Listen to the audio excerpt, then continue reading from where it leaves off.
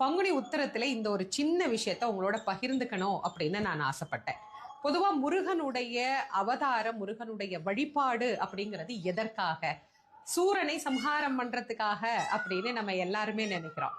அத இன்னொரு படி மேல போய் திருமுருகாற்றுப்படையில நக்கீரர் மிக அழகாக நமக்கு சொல்றார்.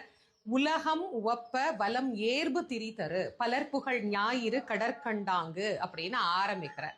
உலகமே உவப்ப, உலகமே மகிழ்ச்சி அடைய அவதாரம் செய்தாராம். ஆனா நம்ம அந்த மகிழ்ச்சிக்கு மாறாக துன்பத்தை அனுபவிக்கிறோமே. ஏன்? துன்பத்திற்கு காரணம் வினைகள். வினைகள் எல்லாத்தையும் வேலவன் நீக்கிவிட்டால் நமக்கு வாழ்க்கையில துன்பம் எங்கிருந்து வரப்போகுது? அப்போ இந்த ஒரு பாடல் மூலமாக அருணகிரிநாத சுவாமிகள் அதை நமக்கு உறுதி செய்கின்றார். கெடக்கூடிய மனமே, நீ எதையோ நினைத்து கெட்டு போகிறாயே, நீ நினைக்க வேண்டியது முருகனின் சேவடி அப்படின்னு நமக்கு பதிவு செய்கின்றார். கெடுவாய் மனனே கதிகள்